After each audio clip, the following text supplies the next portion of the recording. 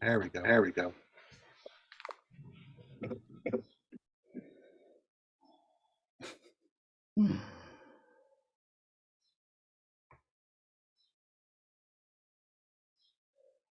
I've got this this new setup. It's just like it's making me nuts. It's like every time it's like I was like, well, you just got to practice getting it set up, and I'm not sure it's a practice thing. I think it's just it decides what it wants to do. every time it's a little bit different. Oh my lord.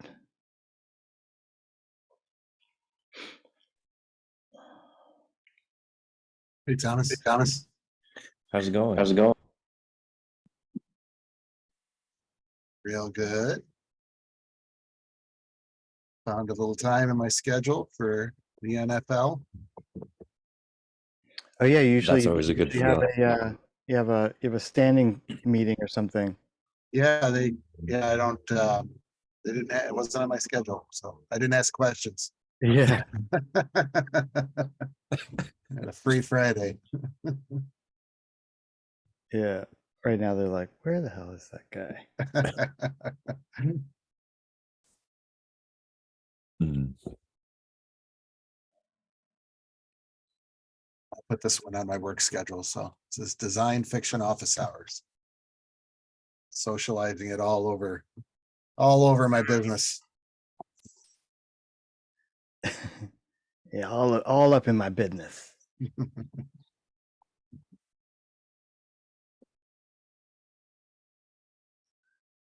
Looks like Green Pages is moving along.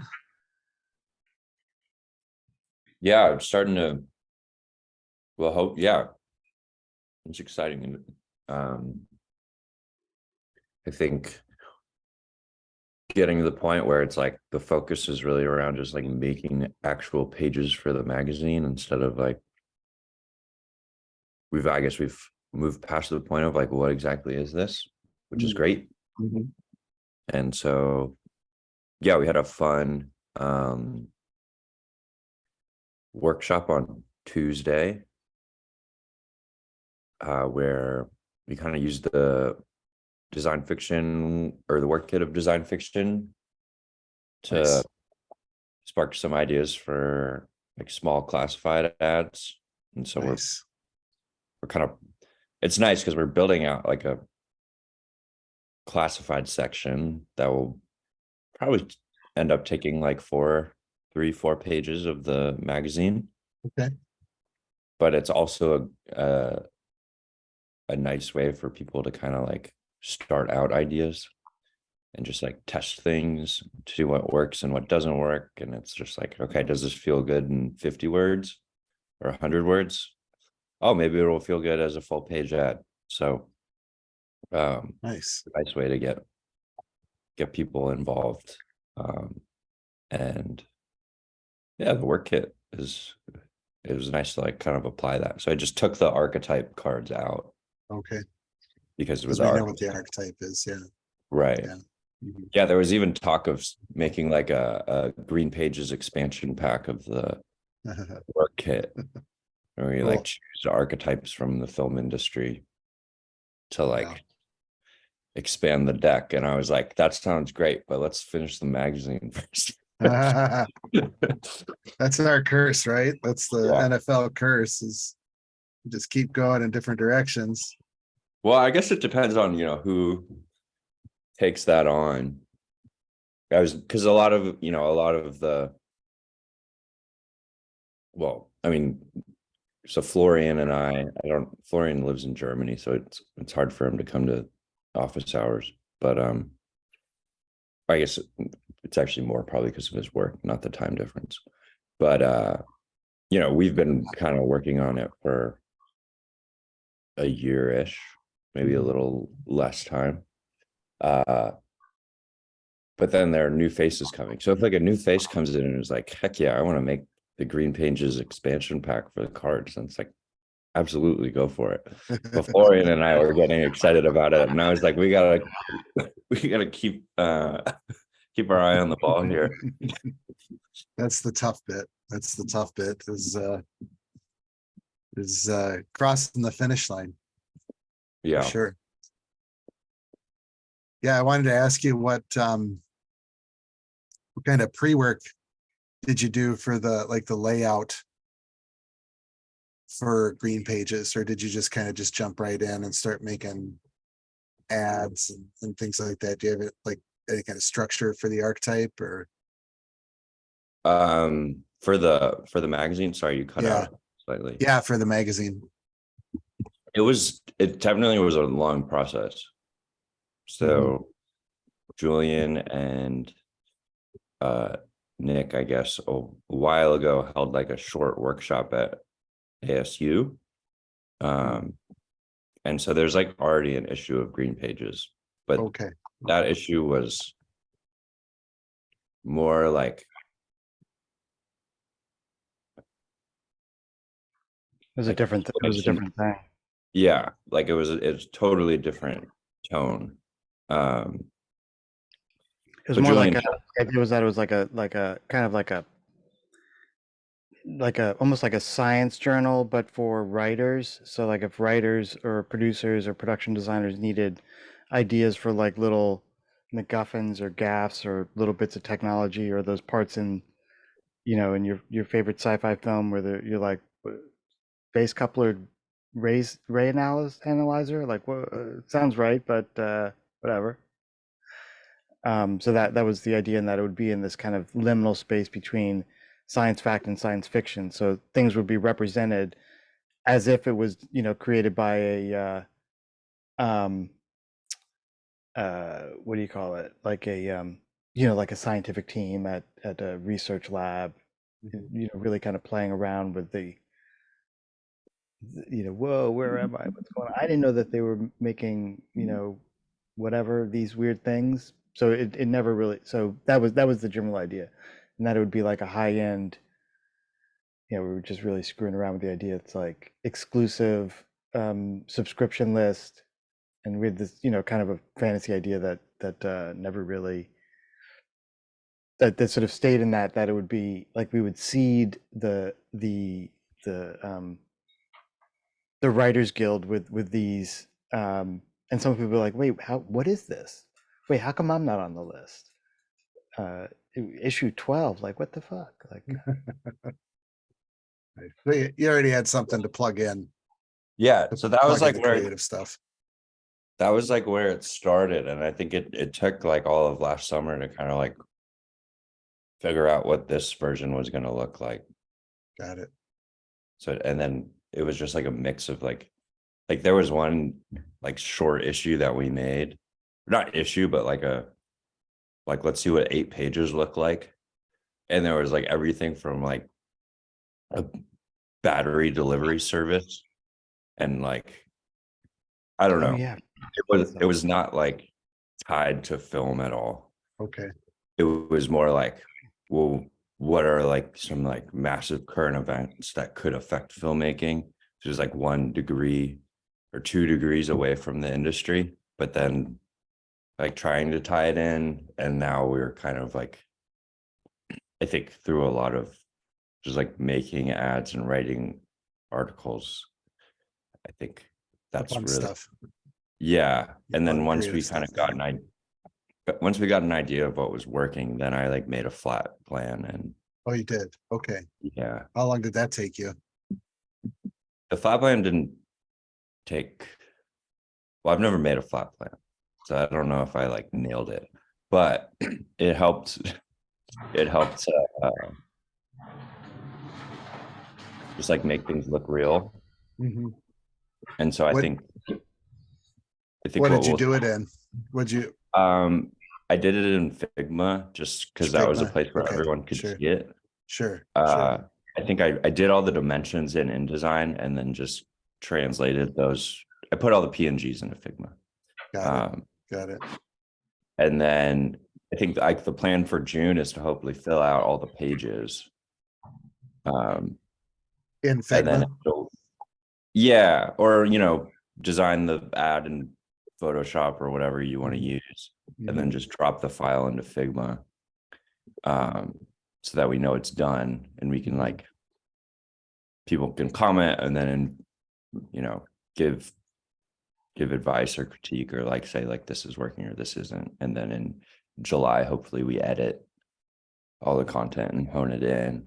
And then sometime in August, hopefully by the end of August, send it to a printer. Nice. But it did Nice. take I think the most helpful thing in terms of like figuring out what it was gonna, like what the tone of it was gonna be was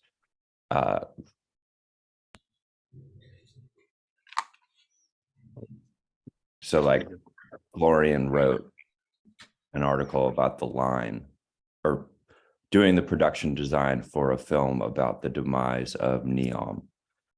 And that was like really instrumental in us figuring out like, okay, this is what this, it was a good starting point for figuring out like, this is what this magazine is going to feel like. Got it. Cool. Does Figma not automatically save stuff? Because It I should. wrote notes for our Green Pages session and they're not on here anymore. Like, is there something I'm needing to have to do to make it work for me? Normally it auto saves it as long as you're connected to the internet, which I'm assuming you were. Yeah. You might go look in history and find it too, depending on when it was. Hey, Brandel. Big week for you, huh?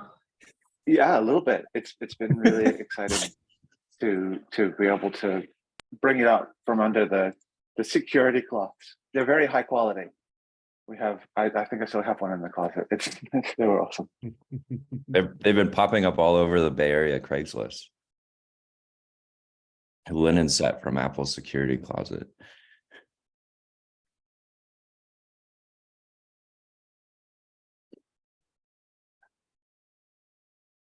I don't know where Yeah. the comments are. No, that's all right. No, I was promised Julian I'd give a little update on the fashion magazine and where I'm at with that. Yeah, let's do that. I suppose I could probably easier just to share if that's okay. If it's not too Oh yeah, disable yeah. participant screen sharing. Let me That- enable it. That darn host.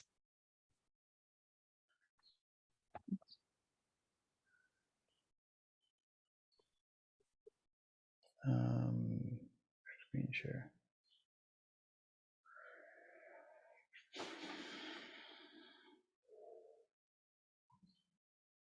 Looks like your book's about to drop, Jed. It's pretty good. With the books coming along. Yeah. Getting close. Julie did that pretty awesome trailer there. Love that. Yeah, I was into that. I don't know where that came from. I was just like, oh yeah, man, I got this footy on my computer. It's just sitting here stuck in San Jose. Yeah. Try to get the cards in time. We'll see. Well, it's not. I wouldn't. I mean, yes. Let's have the goal. But what does in time mean? In time mean? I mean, it's up to us. There's no like overlord place who's like. Well, yeah, in the self-imposed like let's launch them together kind of thing. Yeah. No, I get it. Just so it's clear. It's like I'm not saying like.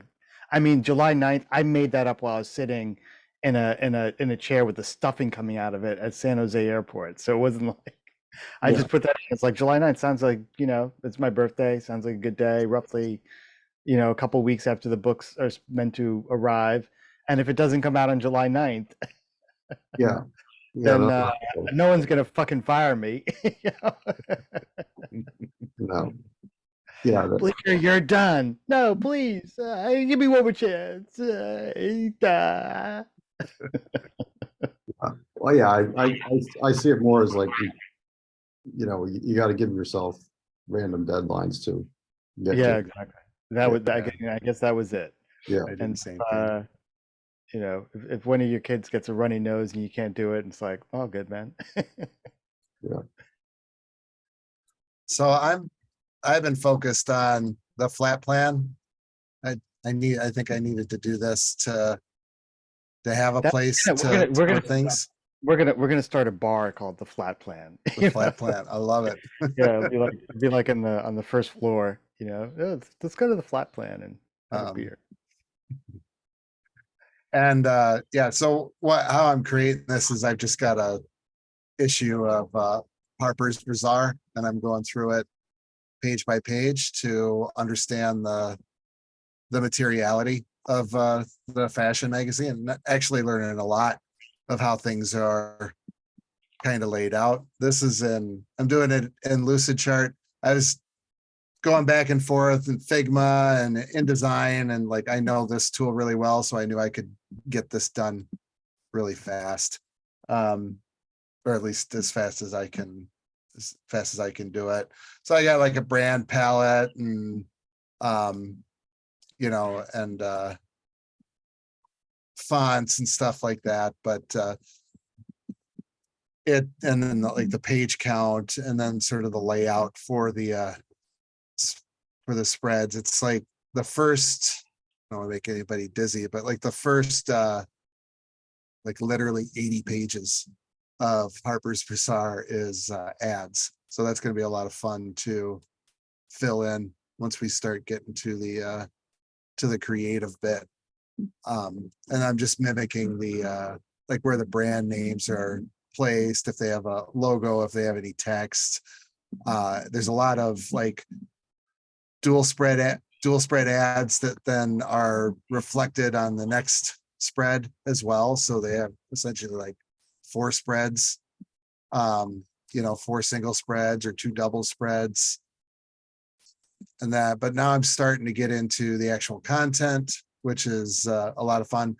I don't know what kind of grid Harper's Bazaar uses, but I can't really discern what it is. It must be a really granular grid, because it seems like things are kind of all over the place.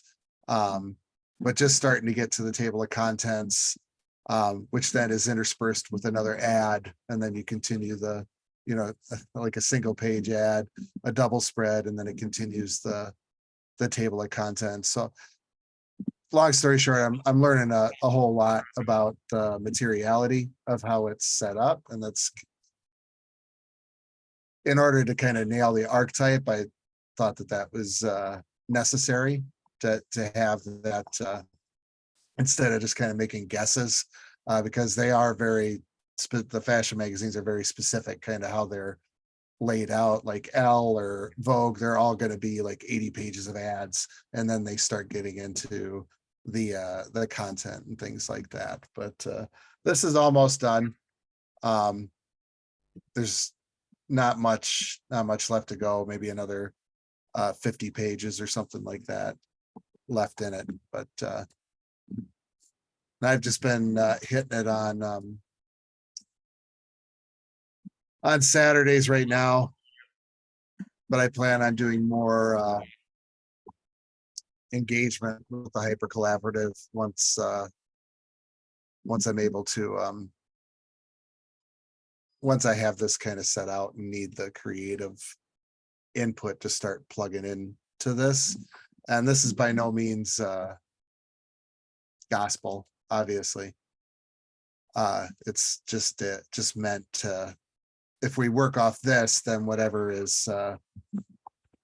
we come up with is going to be close to the archetype. It's going to be close enough that people will have that, wait, what is this kind of moment, which is what we're trying for. If I can figure out how to unshare screen. I'm not sure I can. I don't know how to do that. When you save, when you say engage the hyper collaborative, what were you thinking? When we're starting to plug in ads, like just what Thomas was talking about, to starting to put the images in, the names for the brand names, the content, once we start getting to the articles, just start having workshops like Thomas is doing. This is kind of what I was thinking. Yeah. It'd be cool to find the way to make that really to make that crack. Yeah. I think I mentioned, I don't think you weren't here. You were not here last week. When I was talking about when Jed was doing Pizza Dow and he's kind of doing the managing and creating the art for the pizza toppings, um, which sort of yeah, I kind of was thinking back to that time when I guess I don't know when that was it a year ago or 2 years ago, who knows? And 2 years now. yeah, Jesus. Um, and it was cool because like tons of people were participating, right, Jed? I mean, there wasn't just like Uh, four. Yeah, yeah. Like, yeah, actively there was a lot. Yeah. Actually making the art. Now it was, and the distinction is that I think that that what we're trying to do here is involves a different kind of creative uh tone and tenor and aesthetic, um whereas Pizza Dow was very eclectic and beautifully chaotic, and when you made, pizza toppings were sometimes it was a puppy. Kind of like, wait, what's going on? And you Yeah. could do, and so this is a little bit different. So, um, but maybe there's a way in which I've been thinking about it. Like, can you frame it like, hey, because everyone's gonna get, people are like, well, how do I get involved? And we don't have a really good, point of entry for that. There's no good like portal for people to kind of find their way into participating. It requires very high energy folks to just say like, hey, I want to get involved, as opposed to people sort of sitting around in the waiting room saying like, what's everyone waiting for? Like, what's going on here? I don't get it. And so is there a way in which we can draw people in? And also, part of it is like, hey, this is a learning thing. So, unless you've been doing this for the last 14 years, you're gonna accidentally, swing an axe and hit a gas line. Might not always. I'd like to Maybe, say I'd never done that, but yeah. I guess what I'm saying is like, it's hard, these people, you're not going to get it right. And so maybe there's a way in which like, hey, I'm trying to find a balance between being like, no, you can't do this because you're not good enough, and you can do this, but it's going to be a learning thing. So there's going to be some ideas and stuff, but there's going to be a bunch of yeah, you not gotta everything is going to some- get thrown in there. I was kind of thinking around because I wanted to, after the actual materiality is done, I wanted to kind of dig into the archetypes that are like on the ads and like extrapolate them, because we don't want to do like one for one, like a handbag ad for a handbag ad, but like, and I was thinking along the line, because I'm always thinking about how to collaborate asynchronously, just because it's so tough to get everybody in a room.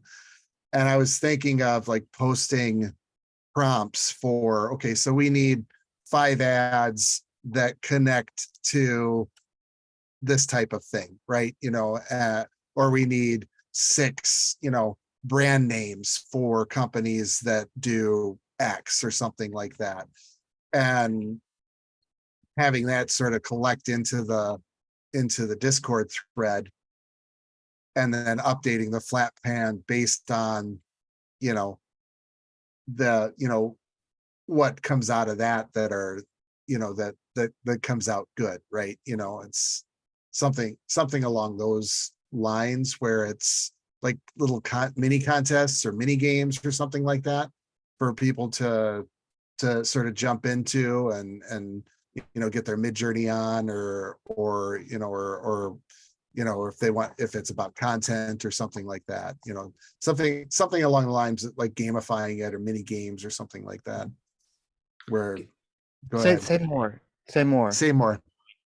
So say we have the flat pan done and we're going to populate the first half that are ads, right? And so we have parameters for, because I think the coloration is important, like the rich red and green, and like how that goes in how that moves, because I think at least in the first half of it, the flow of it is going to be really key to draw people into the archetype, so they feel that they're reading a fashion magazine. And I feel like after a little bit, then we can start moving in a bunch of different directions. But say we have the first, 40 pages and they're all like ads on like in the actual archetype, there are ads about like scarves and accessories and things like that. Create prompts for those that aren't directly related to, that aren't one for one, but something that's similar, like we need ads for some type of accessory that is that's generally in this world, right? So have a little bit of, the 4-letter word structure around Okay. the Yeah. prompts, right? Okay. And then have people's imagination feed into the prompts with that roughly in those parameters, and then populate it in phases, based on that sort of a asynchronous workflow. So somebody can just jump in, see the prompt. They're like, okay, let me spin a few things up in Midjourney. Let me spin up some content, and then post it under that prompt, and then see who the winner is, I guess, right? Okay, so what I'm sensing what I started thinking when you describe that is like, okay, can we give ourselves the challenge of making a really kind of beautiful tight brief for these things, just one page, but maybe it's 2 pages. I don't know. Depends on how big the paper is. But can you actually create a just like that beautiful brief that says like, hey, we're making imagine Vogue in the future. We're making that, and we're sensing into here are some of the parameters of the world. Keep it loose enough so that but then enough of sandbags around it so that people don't go bonkers, and give examples.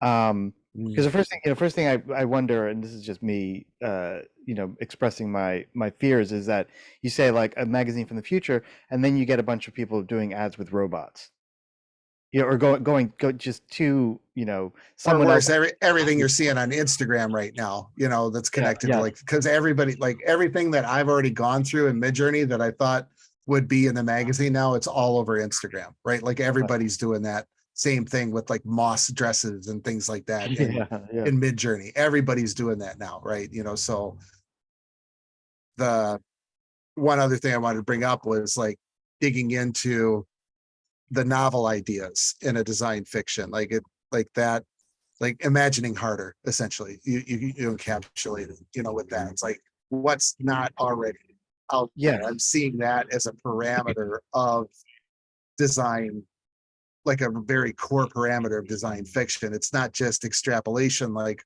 foresight based on trends. It's like it's finding what's next. Yeah, exactly. That's it. So maybe that's something, as we get closer to, you finishing the flat plan, we're just with, let's just think about how would we brief someone who is at that stage of like, oh man, I love this design fiction stuff. Oh my God, here's a project I can get involved in. And describing what it is, and just finding those things. So finding the way to express what you just expressed, in a condensed form in the brief, and then also, for some reason, I'm imagining in my mind like here, examples of a visual aesthetic. And my mind Yes, kind of definitely. went to like TBD catalog, where I mean, in the first printing of it, like every single one of those things was just Shutterstock photography. So you wouldn't really get things that were just kind of cuckoo, kind of bad future science fiction visual tropes.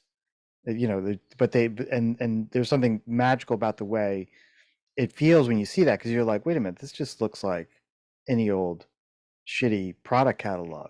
But wait, this is drone mitigating umbrella, like what the fuck? So it's like, where does the future enter into? And I think my sense is like, if it's too heavy-handed in the visuals, just because we have tools that will do heavy-handed visuals, then we kind of miss the mark, and it doesn't do that thing that you were describing, which is like, whoa, wait a minute, I thought this was, hold on, what's going on here? I need to sit down, kind of thing. Yeah, for the visuals, like what you just described, like if I were putting those together, I wouldn't have like any like subject in the visuals. It would just like be textures and coloration and things like that, right? Because like What you guys are just describing just made me think of, in a way, sort of like a curation process. It's kind of like, what are the definitions of a curation process to, Julian's kind of describing like an aesthetic or a, way that it may be, or, just, so, that's just how I'm kind of processing what you guys are talking about is, yeah, like a museum exhibit, how you flow through it. right, like it got me thinking like, okay, when they do those 50 ads or 80 ads in the first part of the page, it's like there is a consistency to them, right? I mean, Mhm. way it's just maybe companies paying for ad space, but they're not, there seems like there's rules in a way, right? It is, yeah, there absolutely are. But then they throw in like what I'm fighting, like they'll throw in something that completely breaks it, right? Yeah. There'll be like 30 pages of models and drifting clothes and rich coloration, and then there'll be like a L'Oreal ad that's heavy in text and like the coloration is completely and it's like really jarring, which I think is part of the archetype, honestly, right? So like have like you turn a corner in the museum exhibit and then you're surprised with something that's completely out of place or something like that. But I love the curation aspect of it. That's Right. totally what I'm trying to get at. Yeah, I mean, it may just kind of help the process be smooth, as content's flowing eventually. Mhm. Without, if there's like something to kind of go back as a guideline in a way, then that just might make the input kind of flow more. Yeah, you could kind of like break down the archetype into like mini archetypes. So like what is like an ad that repeats itself like Mhm. 15 times and kind of like break down what it is. I sort of started doing that and I think it was helpful. Every automotive ad. Yeah, ever. like automotive ads or like for green pages. Vehicle moves in nature, play music, celebrity says something catchy. Yeah, yeah. For green pages, it was like there are all these ads in these magazines that are like, instead of doing like the straight up movie poster, they'll do like the movie poster, but then say like for your consideration for like Right. whatever award. And that became like a really great chance to like weave in different, like what the Oscars of the future will be like. So that could be kind of an interesting like thing to do. And I don't know if there are any parallels. I don't like at Vogue that often, but I didn't until now. So yeah, but like Thomas Cook, you bring the best drip. yeah, look at me now in my orange sweatshirt. But like breaking down like these are, there are going to be like 20 of these types of ads and 10 of these like ones that interrupt, and this is how they interrupt. Mhm. Could be helpful. Other Yeah. thing that was pointed out to me last week by Shaban was that he said that he was like asking like how you get involved as someone who wants to get involved, and I think especially amongst like people like us who are always at office hours that are like happy to jump in, I think we don't really think about it. But he was like, I'm really shy and I didn't know if I was like allowed in the space or not. And he was like, one thing that would really help me feel more comfortable showing up is first, like you really explaining the brief, which I think you're already thinking about doing. But the second is like having just like a paragraph explanation of what the actual project is as a whole. Mhm. He was always he was saying that he was like kind of confused as to what Green Pages was. And I think saying that it's a magazine about the future of the film industry, like even though that clicks for some people, it doesn't actually click for a lot of people. So I've been trying to get a little bit deeper into like having a more detailed explanation, just so that people not only know like the little activity that I'm proposing, but also what that activity is leading to. I think the other thing that came up that I was thinking about this morning as well, and I think I'm going to try to do just for the overall Discord is the asking showrunners to do like just like a 60-second video, maybe like once a week. Hey, here's what's going on, and try not to think of it as like too formal, but just like, hey, Drew here, just a quick update on what's going on, and then just uploading that into the channel so that informally people who are browsing around like, okay, so here's a great condensed video of like, you know, what's going on, what someone's thinking. And I think there's also something that is there's a intangible, ineffable aspect to that, which is, oh, look, it's a guy. It's not just a little avatar on a screen. And it seems like they think and sound like me. And they're just kind of, you know, it feels like a little bit easier to kind of identify with who we are and what we're doing. I'll tell people when I do the coffee calls, I'll say, you know, the other thing to say is like, everyone in here is exactly like you. And I think that's probably the case. You know, people just want to do creative projects. They want to get involved in something. And right now, the way people have to find their way into the Discord, it's not really on purpose, but I think it kind of works. So there's not just a link that's out there on the internet. People have to, you know, find, I don't know, like, where's the door? Where's the key? And so they end up, you know, sending me a message, which shows like a certain level of like kind of commitment to actually doing something, as opposed to just like, oh, here's another invite to a thing. Let me click on it and become a part of it, and then, you know, basically disappear. It's like, you know, what are those things? I don't know. It's like a Harry Potter thing. If you have the wherewithal to find the door, then cool.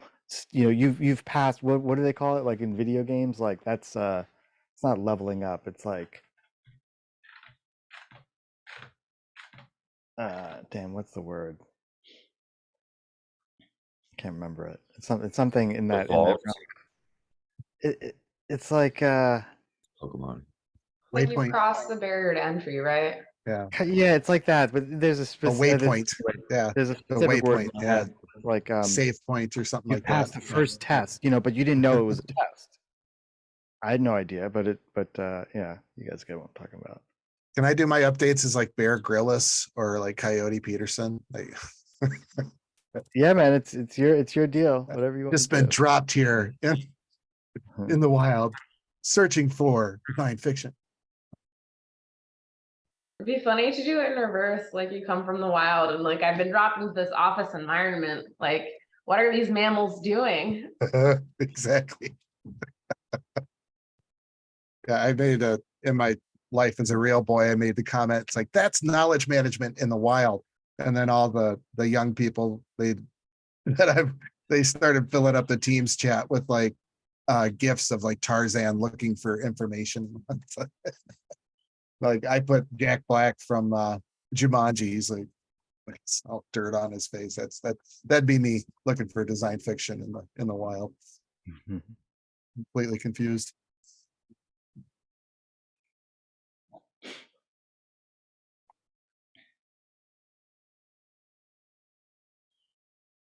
I'm going to Mammoth Caves at the end of July. I'll do an update from there. Mammoth Caves. Yeah, in Kentucky. Oh, That's the largest cave system and known cave system in the world, I think. very cool. You're a spelunker. Is that what the word is? I'm not spelunking nothing. I'm very claustrophobic. I'm on the wide paths and I'll have a 10-year-old and a 7-year-old with me and my wife. And so we'll just give us the guide, but they use like gas lanterns still in there for some, I don't know if it's for aesthetic or that's all that works down there. But yeah, you gotta like carry a gas lantern when you're going through there. And there's a lot of really interesting tours because people used to live down there in the Victorian era. They had sanitariums for people with tuberculosis. And so people would live down there year round. And so they've got like all these little like towns and stuff that are built in these caves that you will visit. It's really interesting. Do they have the IRS down there? Or are You mean the Internal Revenue Service? yeah, they have some very large cave based storage. Oh, interesting. I'm not sure where. I don't, it's a national park, so maybe. I don't, it's like, what's that door? It's like, More taxes.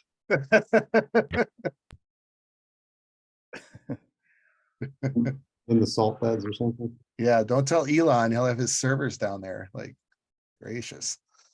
Oh, Apple has some archives in some salt caves, actually. Oh, really? Yeah. Apple marketing has a whole bunch of the paper stuff from the 80s in a salt cave Interesting. somewhere as well. Interesting. I can look it up, but yeah, people do that because it's just one places are dry enough, then they're really great for storing various things. Sure.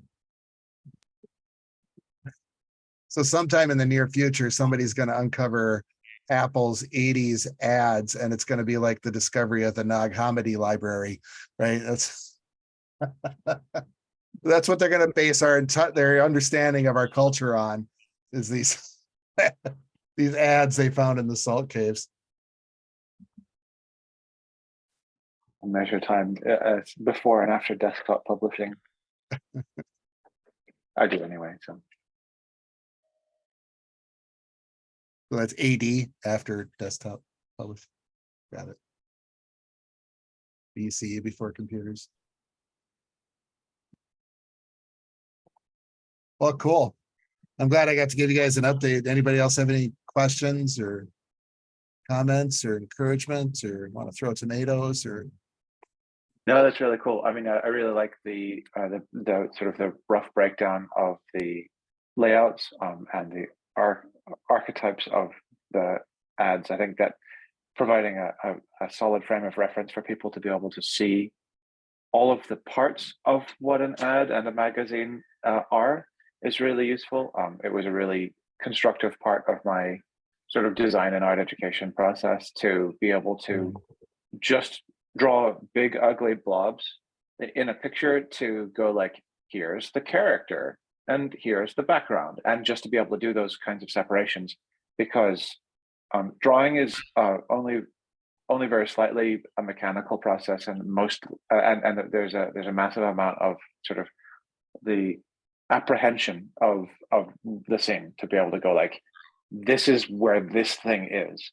And a lot of people who don't kind of know how to draw in the sense of how to compose and construct things sort of see those intermediary artifacts as kind of too insulting to the final product to be able to be worth producing, but they're essential critical tools for being able to go like, no, look, this isn't it, right? I can draw, believe me, like it's okay. But here's where the things will go. Here's the jobs they will do. And we can work it out. We should work it out like this. So yeah, I think that's really great. And in terms of if you want to go further with it, you could do some scenic decompositions in that same way in order to be able to say like, and it may even be that, Midjourney and other generative platforms can use those. I know that people have done some pretty incredible things with just exceptionally rough painting out of various scenic functions of like, here's a tree, here's a lake, that kind of stuff. So it can play a dual role there where it helps the person devise it, but it's actually good enough hinting in many cases for people to be able to create something that's a little closer to what they want within some of these generative assistive tools. Are we talking about ControlNet? Like it's like used for pose detection and stuff, but you can go from like sketch to image and like the fidelity is super fucking high. Okay. Yeah, ControlNet is one that I have heard of. There are other ones that people have used. Yeah, like I know if ControlNet also does human poses, but it's a pretty neat. Yeah, no, running. ControlNet does like poses. I was doing poses kind of first, so I've seen it used more with that than anything else. Nice. Yeah, people, and there's actually plugins for Blender where you can just sort of gray box out a scene and then generate textures on top of it. And it's not 100%, but it's pretty amazing at being able to go like, oh, you wanted a cabin here? here's what a cabin looks like, and it slaps the cabin over that particular kind of vantage point. It's there's a lot, and there will continue to be a lot. So having that sort of decompositional perspective on what a picture actually is will be really useful for folks. Yeah, just the space moves so fast. It's hard to even like grasp what's worth it to learn. Well, you should do it indirectly by gazing at it and just pinch. No, but I mean like I'm I'm going more macro scale, Brandel. I appreciate your micro focus though.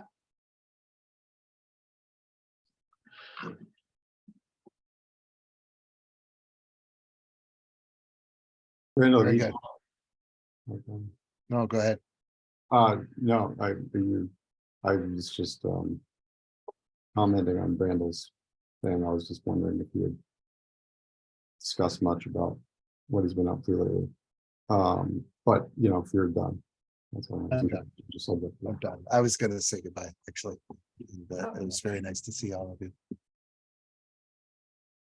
Yeah, thank you Okay. for the update. That's really Yeah, exciting to have that Absolutely. stuff out in front of everybody. Yeah. Yep. Cool. I like the breakdown you have of the magazine. That's like a way to start. Instead Yeah. of assuming no things, just going directly to the source material. That's smart. Yeah, that comes from my education with artist books and, you know, just the material, like we used to have to write reviews of books, but it was the materiality of the book. Like, you know, what's the cover made out of, you know, what's the, you know, the layout of what's the font, you know, and that we had to do My that. current book guide. Oh, nice. Very cool. Very good. All right. Well, I'll see you guys on the internet. I'll try to make it to the next office hours if they don't fill my schedule up. So Yeah, and think about video updates. I'm already thinking about places to to make them from. So Oh, that's cool. I hadn't All thought right. about that. Yeah, cool. Very cool. All right. Cheers, Good guys. stuff, my friend. Take care. Bet.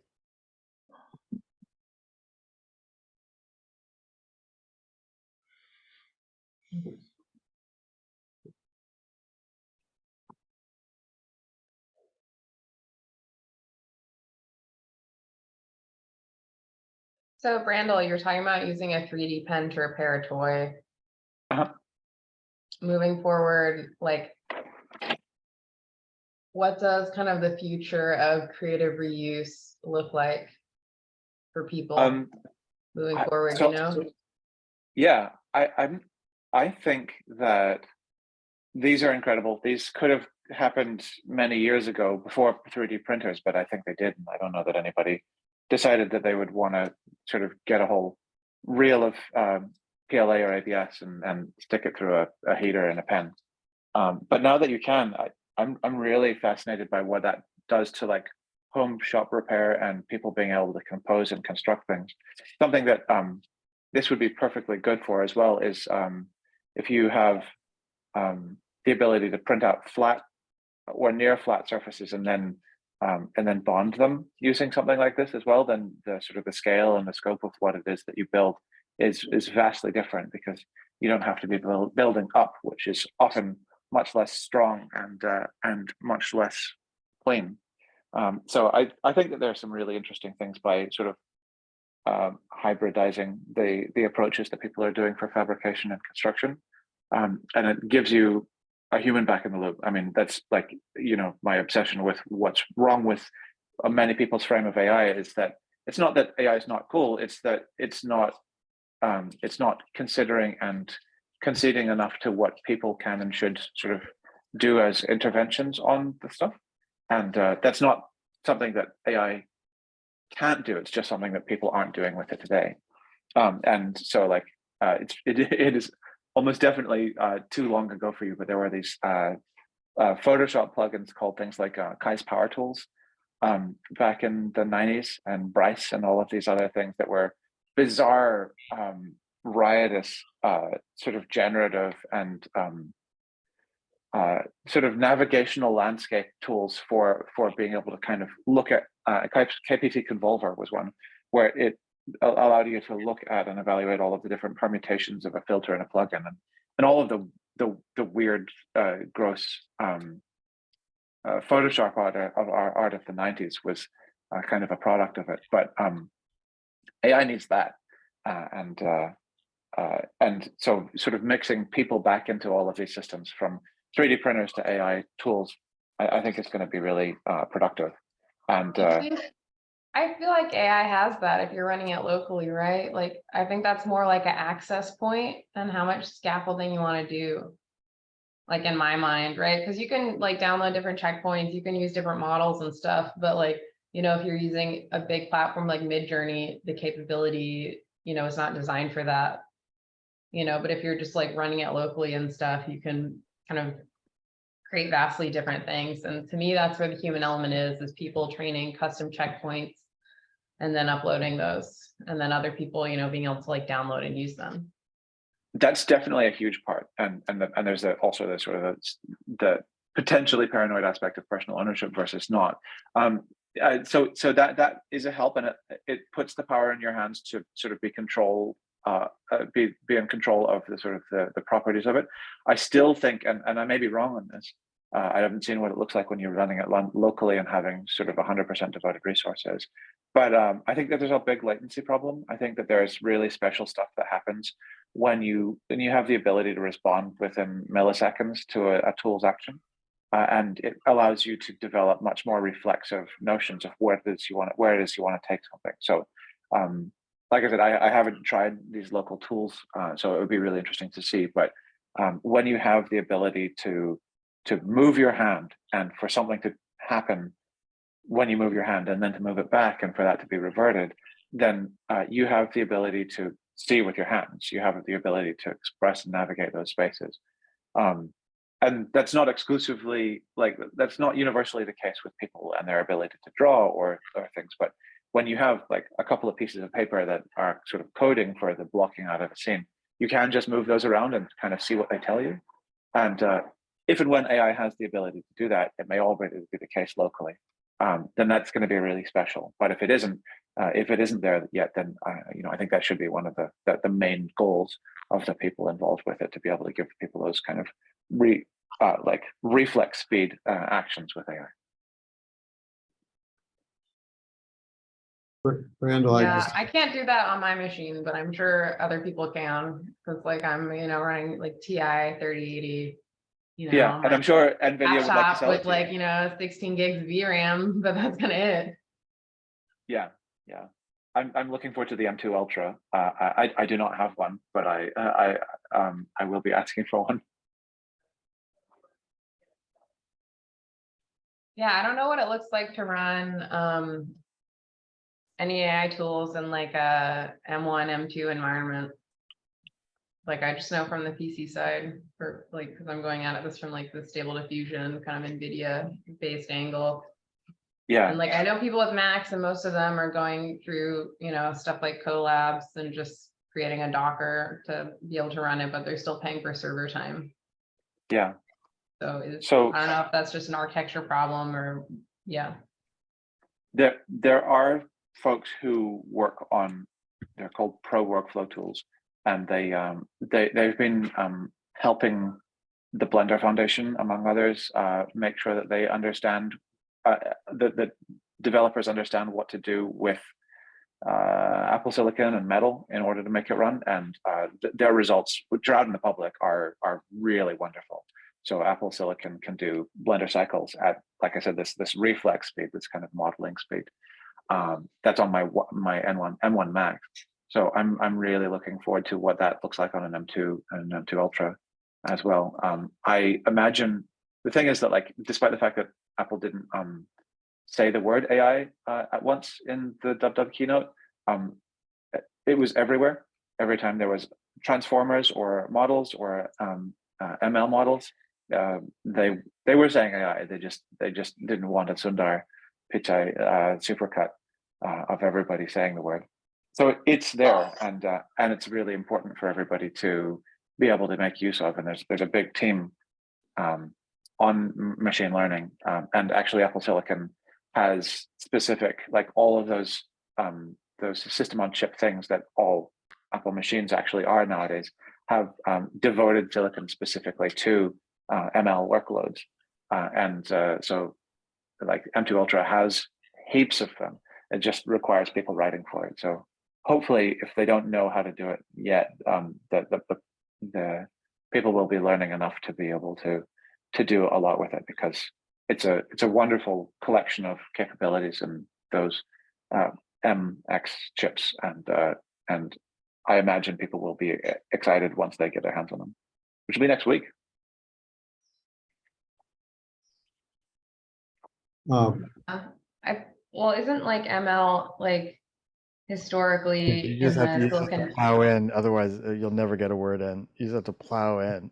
You're talking about Jed? Yeah, Oh, sorry, yeah, Jed. no, that's Sorry to cool. interrupt. It's not, it was just kind of back on your tool. Like, we've moved on, but. No, let's talk about tools. You know, No, just we for a can second, speculate all day. I was just curious about the, those pens, the. Oh, this guy. Yeah, the drawing pen. Have you, it just I mean, I remember these things from a while back, being pretty popular for a minute. Maybe they still are, I don't know. Maybe they're more so now. I don't know what they're called, but the ones that draw in VR in real time. Have you played with those at all? Do you know what I'm talking about?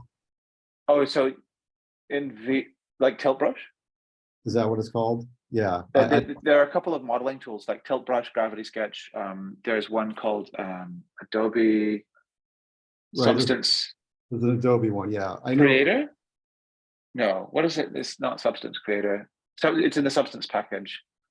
Substance Modeler is what they, yeah. There's Adobe Substance Modeler is the one that they made for that. I haven't bought it yet, but I should.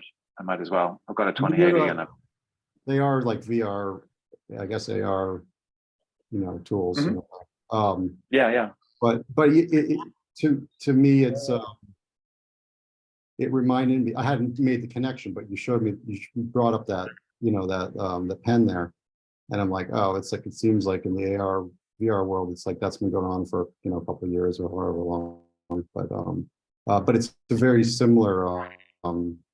I mean, it is obviously virtual and on screen, but it seems like it gets at some of those things that you were thinking about with real time sort of response and whatnot.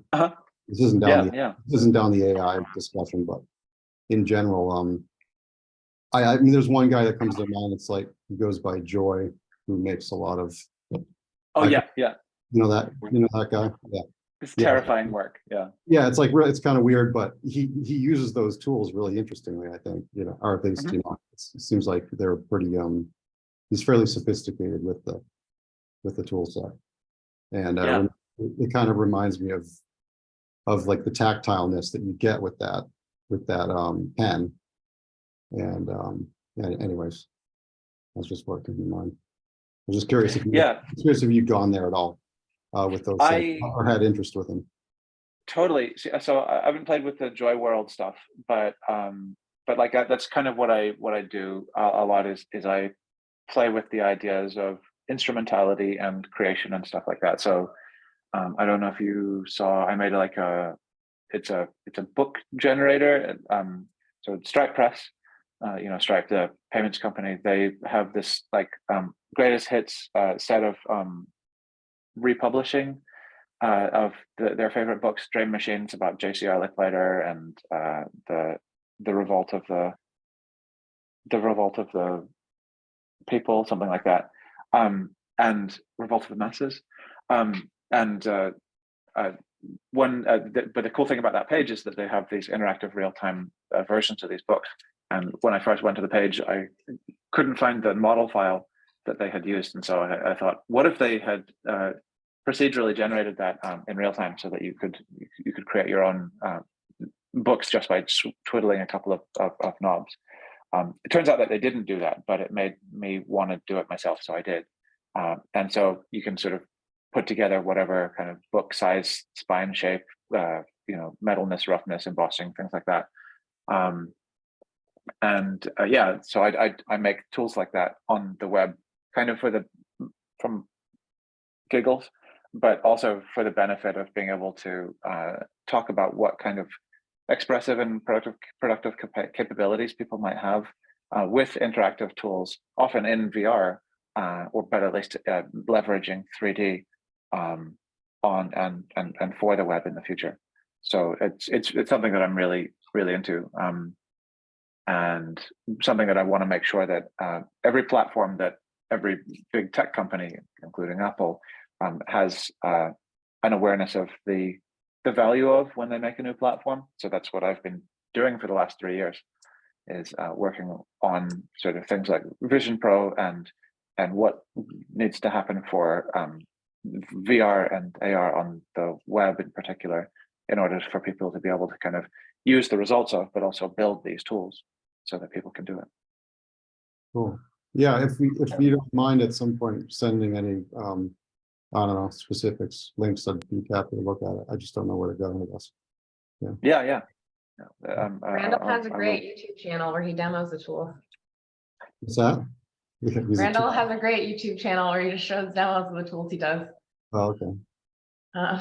It's good thinking documentation, but your tool led to an idea that I had, which I used to get me this immersion lab residency this summer for like the sort of passive library displays. Oh, cool.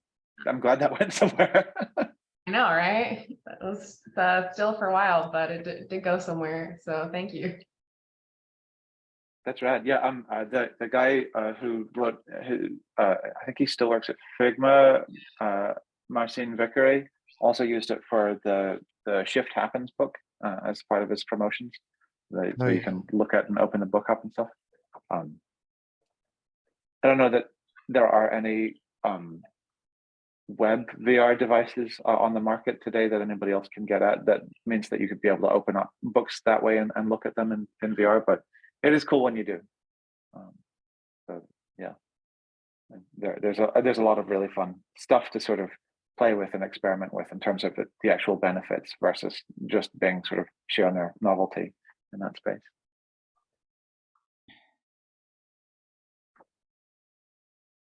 I look forward to what comes out of that, Camille. I'm excited. We're going really macro, so I've been researching the history of the book and how like writing developed and stuff for humans. So it's Do you have Stephen Roger Fisher? Do I have which? Stephen Roger Fisher, A History of Writing. No, I don't. It's really good. Well, I'll take a look at it. He's University of Auckland, pretty dry, but pretty cool. And there's another one that's in the other room called Too Much to Know, which is pretty badly written, but it's about the sort of people's sort of existential panic as a result of their apparent information overload as it's occurred to them from about 1300 to present. No, 700 or so. So people have been like, oh my God, there's too much information. We need to come up with synthesis and collation of it Absolutely. for And also, 1400 years.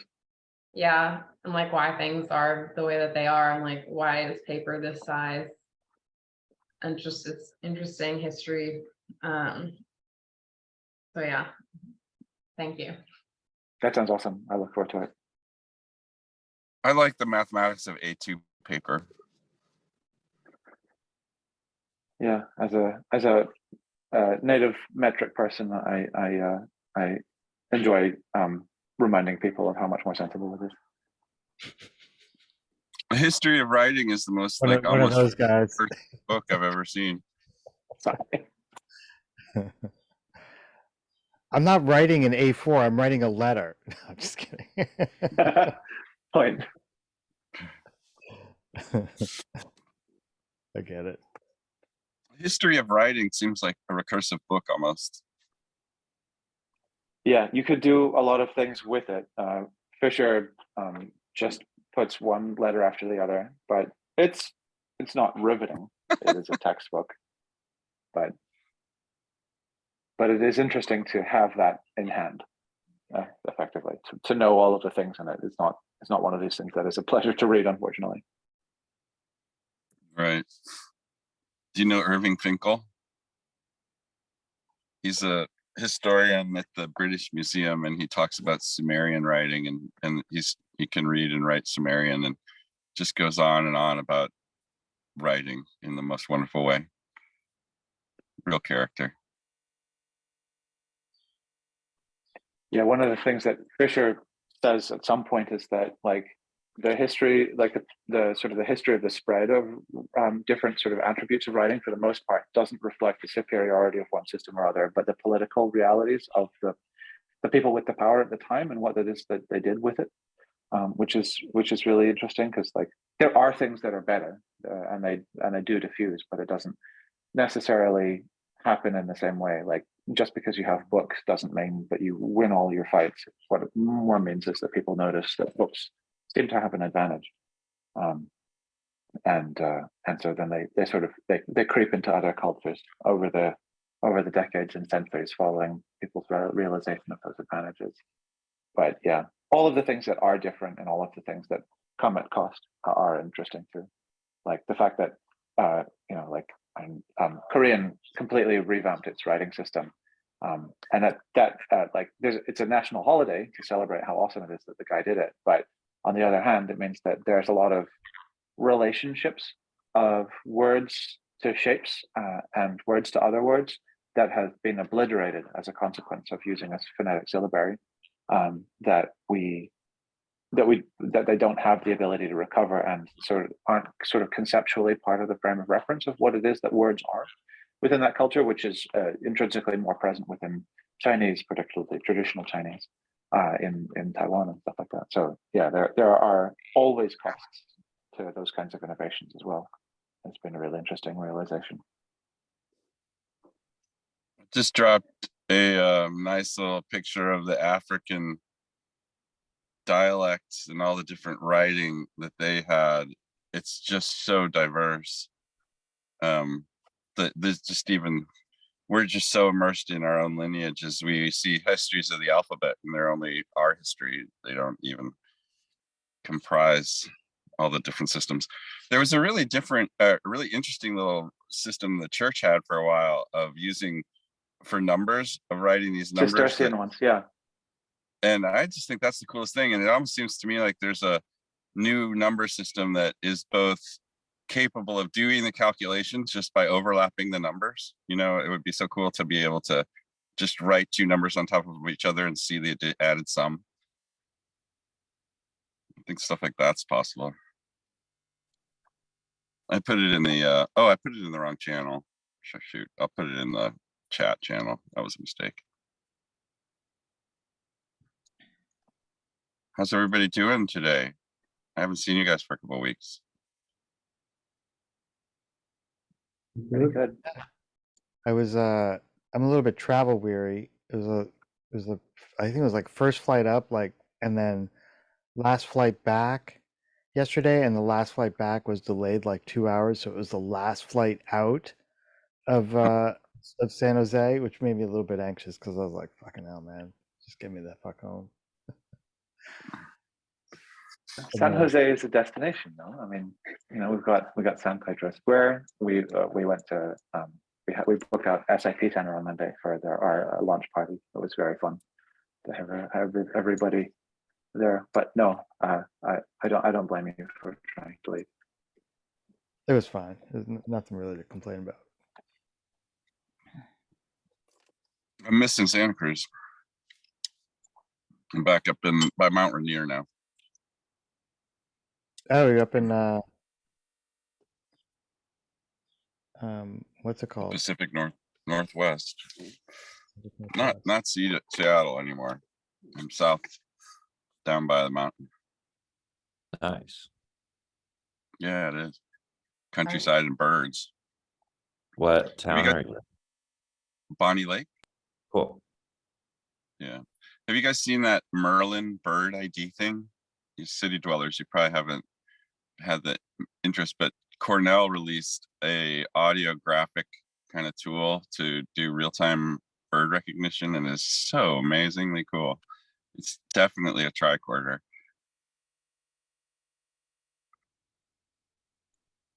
I'm on iNaturalist, but it's easier to, that's for like plants and stuff mostly, but it can Yeah, do yeah. birds. I But use plants are easy plants. to catch because they don't move, you know?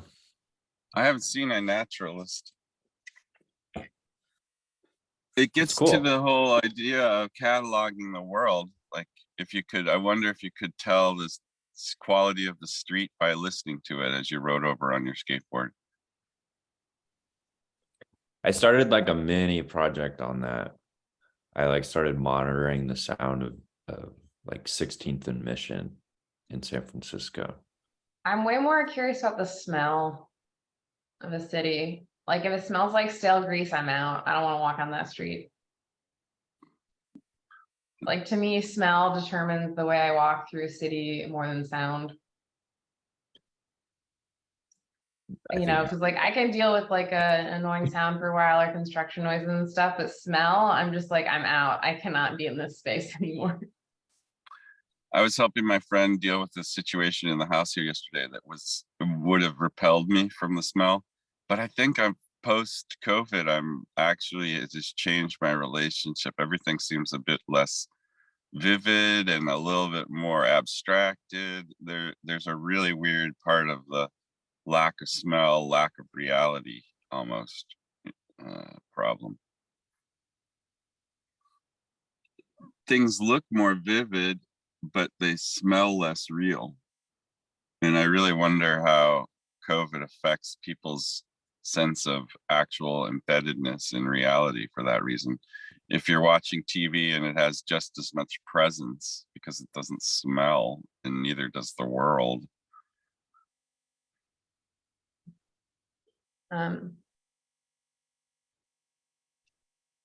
So part of the reason I was asking about repairs earlier is because I'm on kind of a home repair tear.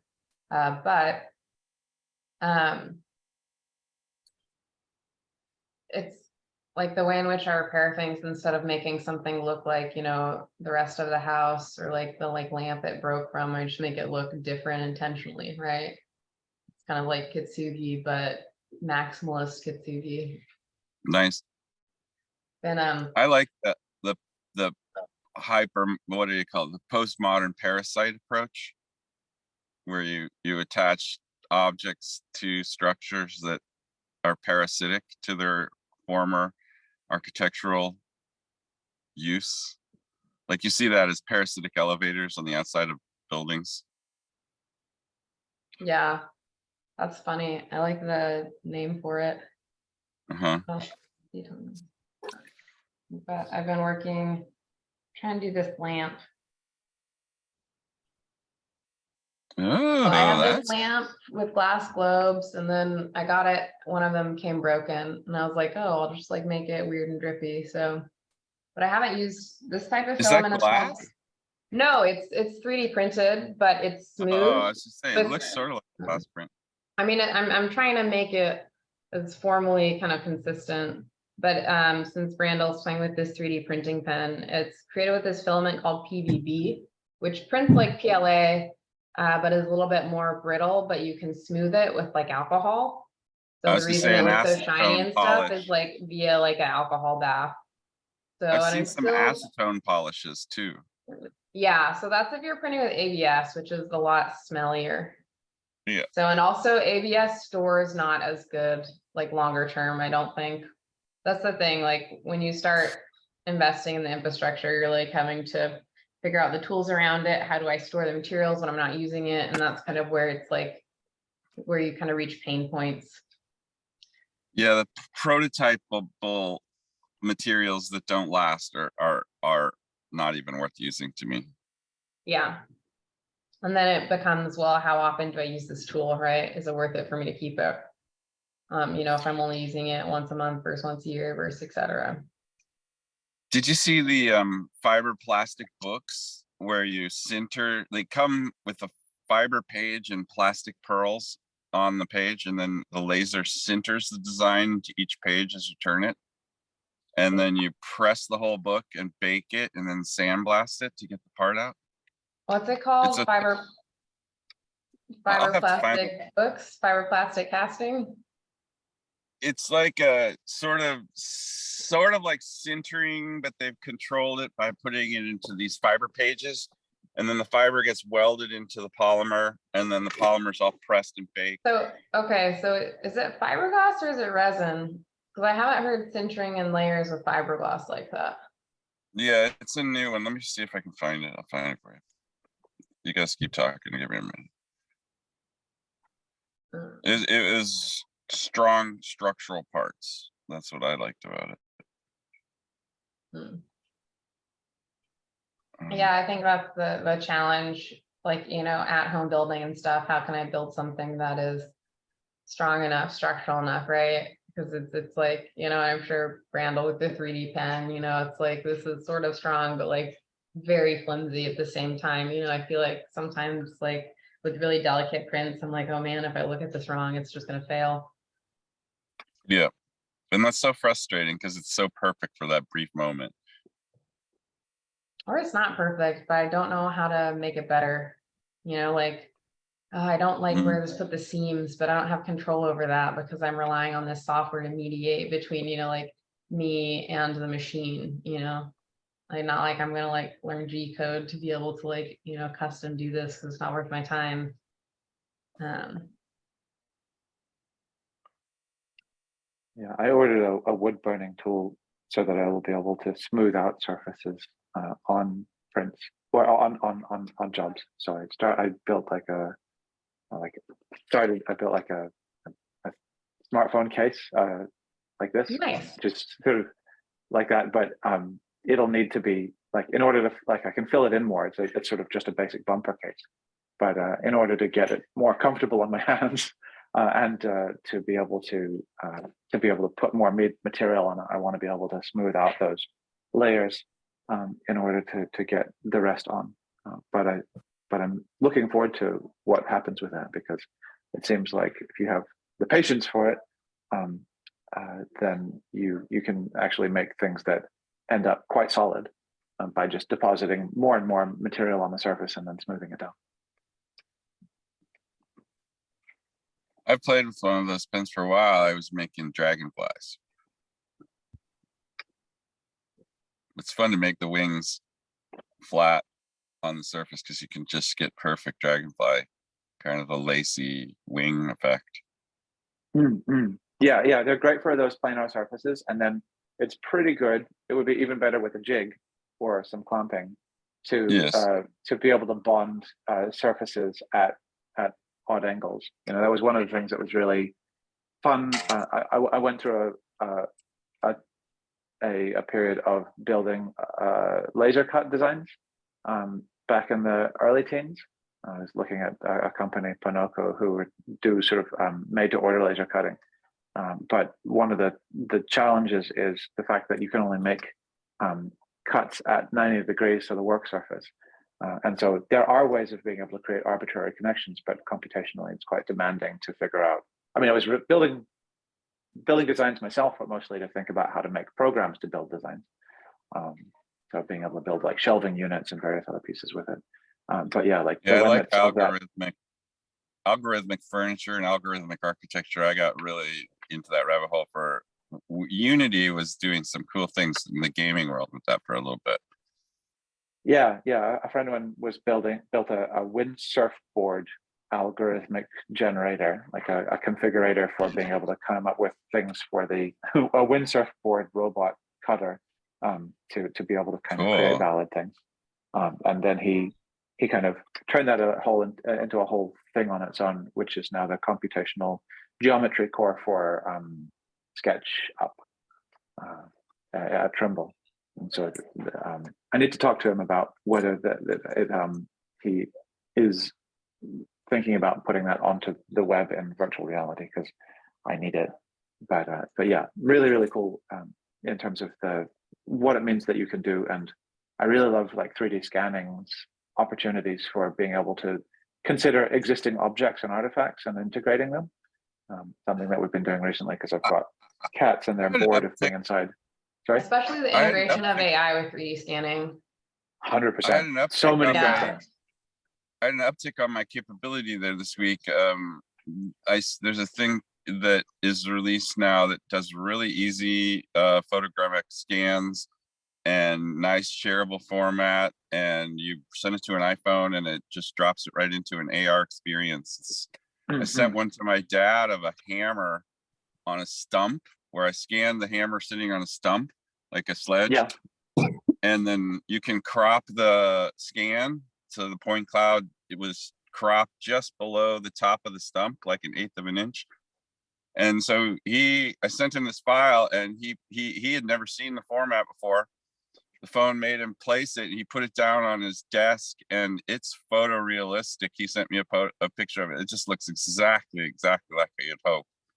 And that's a really interesting way to infiltrate, I think, AR.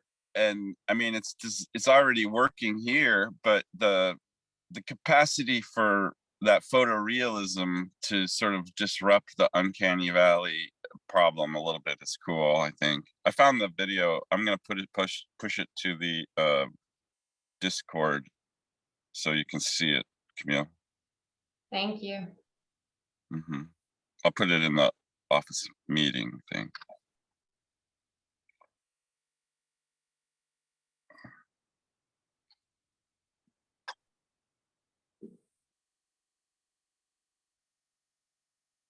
Where do I share it? There it is. I was trying to do, Brandel, I was trying to design an algorithmic system for painting landscapes with emergency housing using shipping containers, using Connex. And so I wanted Can you say that one more time? brush. I don't think I parsed all of the words in that. It's okay. I wanted to paint the landscapes like on Google Earth. I think you could do this almost in Blender now because they added 3D support for Google Earth. And I just wanted to be able to paint a system of Connex containers, you know, arranged into emergency housing. Yeah, I get you.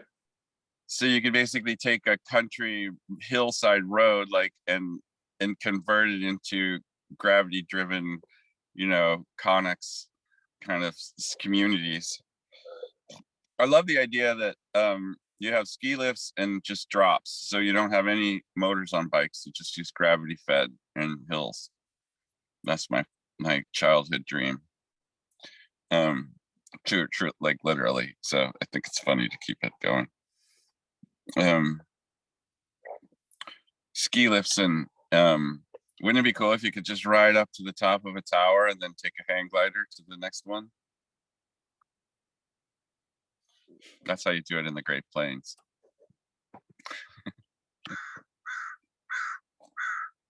Yeah, I've been. So are you in the Pacific Northwest for rainbow gathering? Like, what brings you there? Really? No. Is it No, up here? I'm just curious. Like, when people go to Pacific Northwest during the summer, I'm like, are you a hippie? Are you chasing the sun? Well, I definitely chase the sun as a nomad. It's my right and duty. But I've never been to a rainbow gathering. I went to the Oregon Country Fair and sort of had a allergic response to the commercialism and the contrast of societal values and frenzy of like pretendness. And so yeah, I didn't go back, even though it was fun. I'm much more of a rage in the desert kind of guy. That little event, you know what, Tilda? That interesting little desert event. You just use the acronym Tilda. I don't know about it. I also have to bounce as well. Lovely to see you, everybody. bye-bye. Nice to see you, Peace Brandon, on earth. after being Yeah. timed in. Thanks. Look That's on exciting. the office hours. I'll put the feed. I'll put that thing there. Once Okay, I and find it. post the Tilda link so we can check it out as well. Yeah, that sounds interesting. Burning Man. That Oh, interesting. that's Oh, what you Burning- meant oh, by Burning Man is Tilda. Tilda. I didn't know that. Okay. I didn't realize people referred to it as Tilda. I usually refer to it as Birmingham. So Well, that's good. Yeah, Tilda is a funny way to say it because you can just do it in one character. Yeah. Have a nice day. Yes. Yeah. Where did my feed go?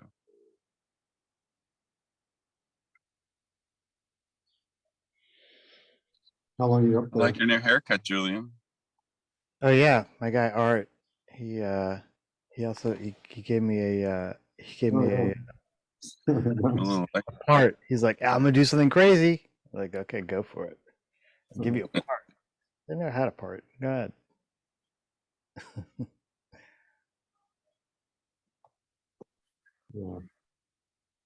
Yeah, Jed. yeah. So what can you run the numbers to say like how much it cost us per pack? Yeah. Because then we can start thinking about how Um, to bundle this stuff or whatever. yeah. Let's see.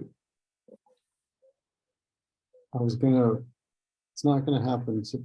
These are the numbers, but I put this thing in like an organized fashion, but I just haven't had a chance to review it. Which I'll pop it to you when I just review it, because I don't want to give it to you like half talk. But yes, that part is, so it basically, what did you ask for, the cost per pack? Yeah, like if we sell a pack, how much did it cost us to, I guess manufacture it? It's gonna, the rough guess is about $1.20, Per pack? $1.30 Per pack or per card? per pack of 7. Okay. Do I need to check your math? Here, I'm mostly joking.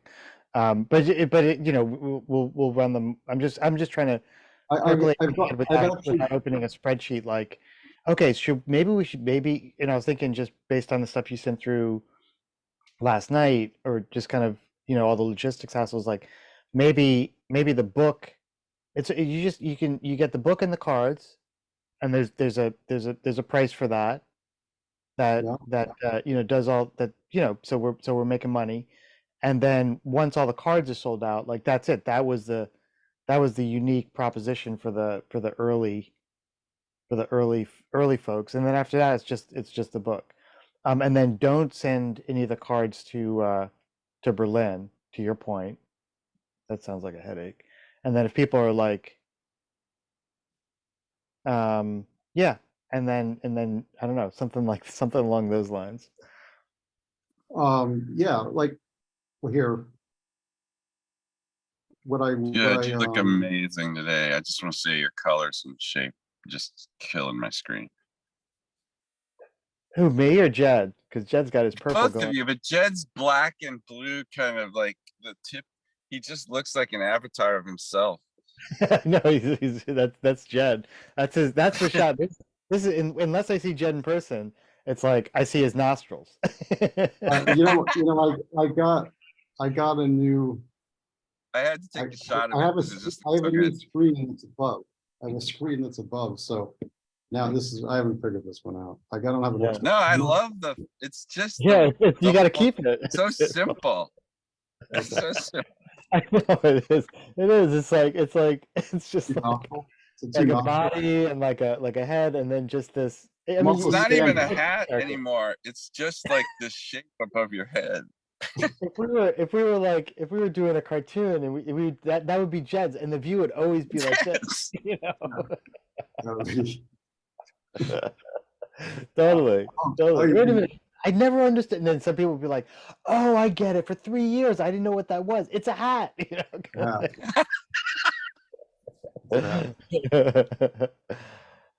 Yeah.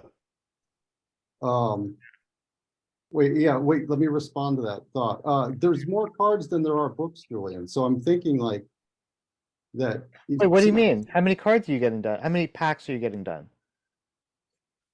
Look at that. I really don't want to open anything. I'm No, afraid don't. Oh, forget it. Yeah, don't open anything. Don't open anything. I'm going to talk to you. Power of the internet. Yeah, Okay, there's, a delicate setup here. It's like, yeah, we definitely have to talk it through, because I Yeah. put the stuff in chats and then probably doesn't get looked at. And then, yeah, that's the challenge with these things. I mean, I was actually thinking last night. I was like, oh, we should probably, yeah, I would say this, like, just clear a day in your calendar to the degree you can. You know, you got family and stuff, and then just come over here and just you sit there and I sit here and we just kind of work quietly and work through stuff. Sure. Yeah, we should do that. I have a You're- spreadsheet I dredge out of the depths of my archive that's like a product analysis thing I made once where you can put in the components and the costs and then various percentage markups, and it will sort of riff the concept to, you know, bottom line sales wholesale numbers and stuff. Yeah, if It's you a can. one-pager spreadsheet. It's super useful for like exploring a product concept. That's why I made it. Sure. I'll Yeah, see- you can dig it out. I mean, my Yeah. my sophisticated model has been like 8 to 10x markup. I'm kind of like, it seems to work out. Yeah, it has I a column actually- for that where you can bracket the markup ranges and actually see what your negotiable range might be, so you can understand where your breakpoints are. Yeah, if you can dig I that have- out.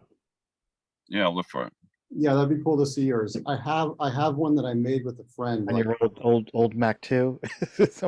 This is seriously same vintage. This will be in like Excel 3. Hopefully I can find a file and we can open. That's right. It's crazy.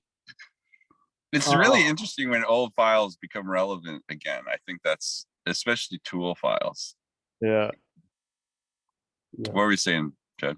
Oh, I was saying that it would be cool to see what you're talking about. I do have one that I have a friend who's a good spreadsheet guy, and I asked him maybe To make one for you? yeah, to make one for me, and he did, and I been plugging into it. I just I got to review it. I know right where it is if I can just get the drive to mount, Yeah. basically. Jed, the other thing before I forget that I want to talk to you about is your if you still have your network of like people who make shit. Like maybe you had your guy in Vietnam who could make spoons or something.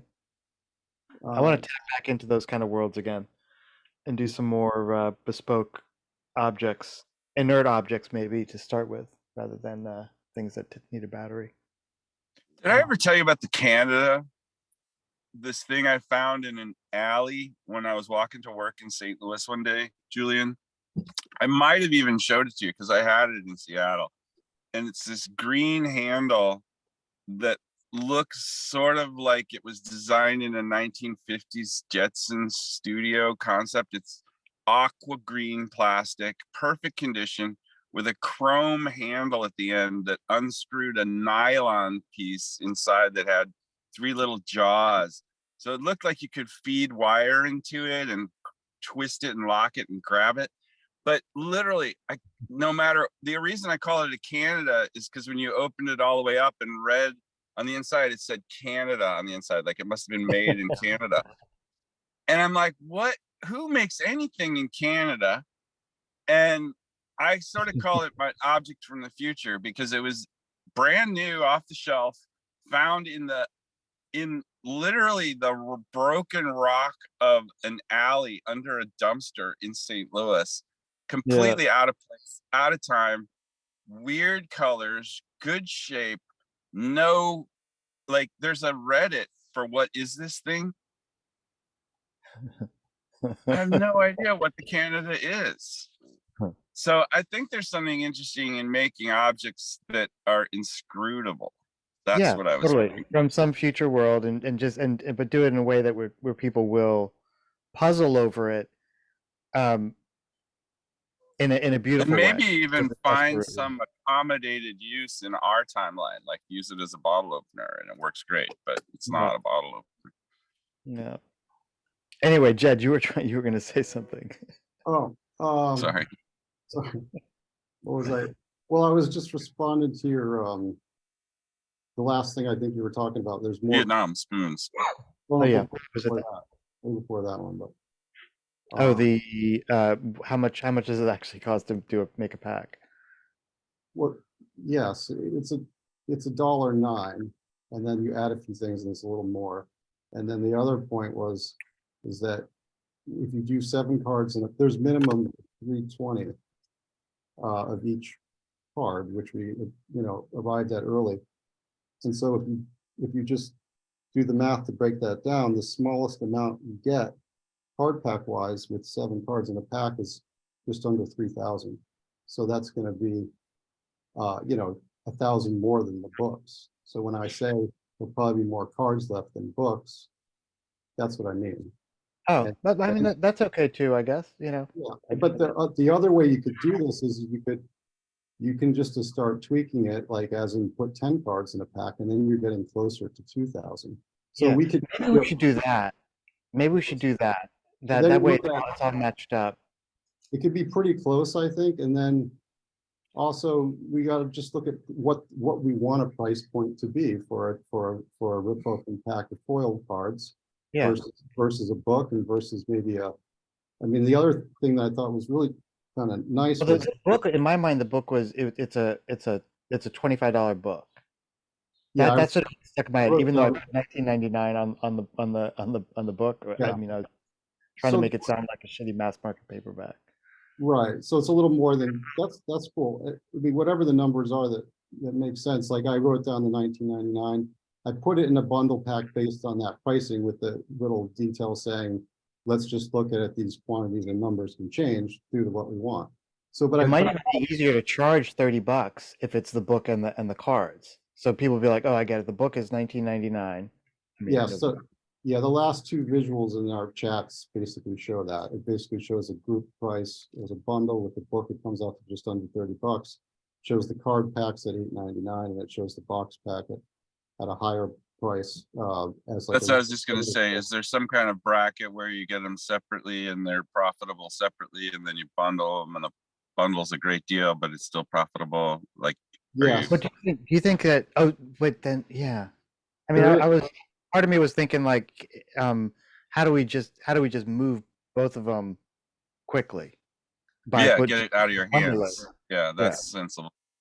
Yeah, the way that I thought through it the first time was like, there's basically 3 items. There's the book and the card comes together. You only can get it that way.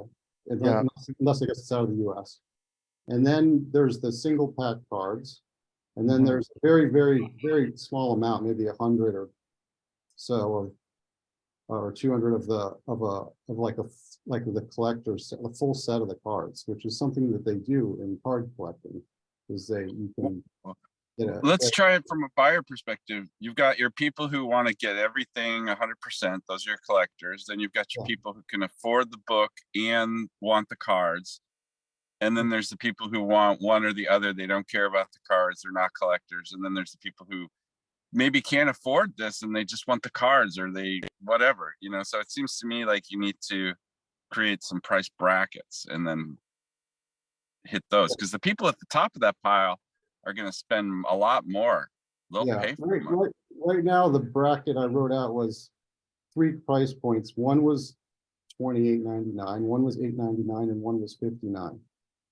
And those were kind of a range of prices based on what you were getting. They can adjust, but that was what I wanted to just throw out the concept of what that was and what it looked like from a number perspective with the manufacturing. Yeah, that's strong. quantities and all that. And so, and the thing that was more expensive was like super limited and only show up once, and after 100 are gone, kind of thing. Because it's kind of playing into like trading and collecting with this Yeah, stuff. totally. I want to. That's the Can I space ask where you we'll guys play something? in. Maybe this question's gone by. Is there any thought to sheep in the future as trading cards, collectible sets, and as new events happen in society, maybe there's new sheep that you guys want to release, a 7-pack or a you see what I'm saying? Well, Have you guys, or is it just is it a one-timer? Well, it's I not feel a like one time, not a one timer. Yeah. What's that, Julian? I was just saying, like, it's so organic, even the way the project developed. Yeah, That was I just tend to think he'll do more. That's why I'm asking. I tend to Yeah, think he'll do I I could don't- totally leave that possibility open. I don't know what Jed thinks. Yeah. So, okay. but it has to do with the pricing. That's why I'm asking. Yeah. This is kind of written as season 1, meaning that yes, potentially there'll be more. As far as like on the pack design, it's just says season 1. That's the concept, is like maybe there's All only right. season 1, maybe there's more, but it's left open. And honestly, I basically, yeah, have thought through probably 3 or 4 seasons at this point. Maybe Great. two of them kind of built, whether we make them or not, I guess we'll see. But I've kind of been putting time into it, like there would be more and more. The reason I say that is because if you know you're going to release more in the future, holding back some genuine first edition collector packs from the original sales, you can seed those into later editions and drive your value of those full sets way up. Yeah, that might be the box set thinking. That maybe there's a Yeah, that's the box set thinking. Yeah, there you Yeah. go. Yeah, but they could be held back and not sold at the beginning or something. Well, I mean, it's interesting to, I've never actually seen this, but it's actually interesting to say, hey, we're making 2,000 of these in the run, and we're holding a half of those back, and we're going to release half of those with every release as we go forward. So it still has a terminating release. You know, if you know you're going to do 5 sets, you'll be able to say the last one will have 100 of these in it or whatever. And you can do all your counts now. And so you'll be able to do the modeling of those box sets at least. Mhm. They'll get more and more valuable as you have, you know, the rarity factor goes into them and people learn about them. They'll want the whole set, and there'll be just a real limited set of those. But it would be smart to have them in your locker. Yeah, for sure. Yeah, I mean, the box set, the manufacturer had asked me about it in the process of the packs. He's like, do you want any full sets? And I got thinking about it. And then he's like, I'm like, well, so the reason that we generally like to do this for people is, one is, do you have any issue with you know, a bad card and someone gives you a hard time? It's like you have things to replace. And he said the other thing is that, you know, it's for collectors in the idea. So then I'm like, well, what is that? You know, what does that cost and what does that take and this and that? And it turns out that it's not much more to organize. Wouldn't think so. It's more about the thought. Yeah, than yeah. the- And then I'll send you I haven't put the mock-ups, maybe I should just throw those mock-ups in the outer channel. I just haven't done it, but basically, yeah, it's like typically what they do is they just come in like it's like a simple box, but it's like a full set. And there's very few of them. I don't know. That's kind of how it arrived at that. It seems to me like you could make a cover card that would be part of the pack. So you could say season 1 and have that in. That was and actually little cello. Yeah, it comes with a little something special. I mean, he actually priced it 2 ways. He's like one without additional cards and one with additional cards, meaning like box sets sometimes have a little bit more information, you know, a little more stuff. Yeah, when you get the deck of cards, they have the jokers and those extra cover cards. Yeah. And so what I was getting at though is if I'm opening a box set in the future, there could be a little cello pack of season 1, a little cello pack of season 2, you know. Yeah. And those could remain as easy to manage objects on your end as you're going forwards, and then they're self-contained and have that kind of authenticity feeling because they're packed and sealed with a little season 1 electric sheep, you know, cover card that's showing through the cello. Yeah. I see stuff in little lumps like that, and so then I just try to communicate the lump.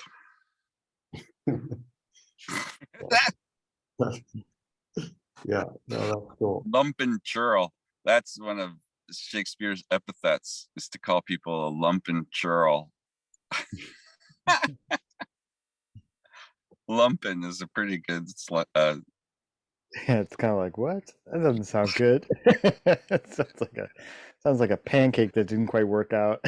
exactly. Yeah. Oh my gosh. Well, I'll I make love it- the I'll I make- love the cover. I haven't gotten to say that in person since I saw the art go by. It looks just so good. Yeah, Kate McMillan. You talking about the cover of the book? Yeah. Yeah, Kate McMillan really came through. It was amazing to just get her get her to do that. Get that. It's I think that like the real PK dick people will see it and get it. They'll be like, oh Yeah. shit. I think, yeah, I think that what's interesting about this book is that I don't know if have you done anything with like books related to sci-fi in general? Or just like the closest sort of, Who, me? yeah, I'm just curious, like other in the past. I'm just saying that, is it as close as you get to the genre? yeah, so I'm saying, yeah, I guess it's like there's a whole audience there that have you tapped into the sci-fi audience in the past, I guess is my thinking. I don't, not directly that to my Not as- knowledge. Right, not as That's an interesting Chris. question because you're so borderline to science fiction. Right, Yeah. but this What one's is the really like- difference Hanging between out with you and hanging out with Bruce Sterling is, but That's true, right, with Bruce, but what's the difference between you and science fiction? that so one thing is like it's not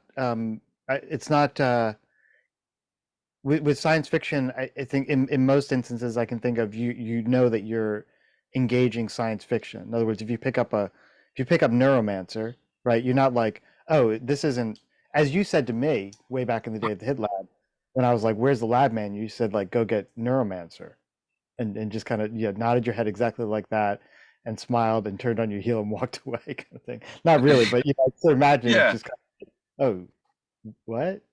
I'm a background you character. are totally a background character. You should get your bit on Law and Order or something like that. Just the guy kind of shows. I don't know, you weren't running that way. I want to be on different shows though. But Like yeah, the same guy. The same guy. Wait, there comes that one guy. Yeah, he's still wearing those batik pants. What's going on? there should be like one man in the chair, main central office for the men in the chair, you know, like Yeah. all the superheroes end up calling to the same apartment building with all Yeah. of the men in the chair in different little. Yeah. So it's Yes. you don't know you with science fiction, you know that you're involved in engaging in science fiction. You know, if you read a book or even you go to film, like, oh, I'm in a film. With design fiction, in a way, you know, some people say like, oh, it's like science fiction. And I say, no, science fiction is like science fiction. Design fiction is the artifacts. And the artifacts themselves, the object, is the thing that is telling the story. And with the object, you don't know that you're not like confused. You're not like, oh, this is a piece of science fiction. Like if you held a science fictional object, it's not like science fiction in the Well, that's what the Canada had. The Canada had this irrevocable, like unfamiliarity and yet clear purpose of some sort you couldn't figure out. Mm-hmm. And so Yeah. now Sorry, go on. Now I'm asking myself as I listen to you, what's the difference between design and design fiction? Because good design is an exploration of the future, and good design is an accommodation to the reality. And if it's done right, like industrial design I'm speaking to here, it results in processes, a series of artifacts into that reality. So is design fiction simply a better umbrella for the process of I don't know if it's design? an Would you umbrella. say? I think I would say that it's different from it. You know, it's a kind of design. Like in the next book, there's a map. I made a map. That tries to get to some of this, but I think it's the intent and the values that are guiding the work. So with design fiction, I'm trying to get people to imagine into other possible worlds. In design, in the general sense, right? Or in the the dominant mode, right, is industrial design, isn't it, at this particular moment? You're designing for industry, right? And so you might be trying to do something that is tipping That's into That's an revolution. unfortunate Yeah. aspect of the term, really, because Yeah. the industrial part is more about how it's made than that it's a science of making industries. I was disappointed I wasn't going to get to design industries. I thought that's what industrial design was going to be a little bit, but no, it's just using the machines industry has to make the things that people want. Yeah. So there is something to design fiction which embraces sort of fictional modes of production which don't currently exist, whereas that would be That's a distinction. that would be absent from the normal industrial design process, And unless you're Corning or somebody. yeah, I mean, I think there's a mode in which when you have this kind of conversation, where I'm not saying it's going on here, but when I've had the conversation when people want to generalize, oh, so it's just design. It's like, well, I think you're losing a lot of value and potential of what I'm describing as design fiction if you just try to say it's just like. I Because have a it's constant problem as a designer, which is that I like to grid out the possible space of answers, good answers, bad answers. I want to see them all. It's first step in just expurgating the thought processes and getting bad material out of me, getting it on the wall so everybody can say that's a sucky idea and that's a great idea. And that is almost like the hardest part, because people are so in love and attached to specific ideas. As soon as they're out in the room, you're talking about passions instead of the specifics of the ideas. And that passion problem remains the problem throughout the whole design process, because people aren't relating to the concept at play and just as best they can imagining holding it and being with the object in whatever form it's currently in, like just we were with the box sets. And so the attachment to the emotional stance of what I currently understand about this problem becomes the pivot around the whole problem solution. You're just trying to peel people off one rock to the next rock to the next rock. And hopefully if you peel them off 100 rocks, you get 100 steps into the future. And I sort of see the problem and see 1,000 answers in the future and then try to bring them to the room. And they're all fictional. I mean, what's not fictional about design? That's exactly the thing that I'm stumbling on at the moment here. Yeah, and I think it's a particular kind of. I mean, you know, it even gets to the point of like, yeah, I mean, almost the point of like the translation of like of our imagination into some kind of legible form. We're always doing fiction. Wouldn't it be like? Yeah. I wonder if we It's could, really like good designers are able to spreadsheet bring that we're that working on for this thing. You know, that's totally a fiction.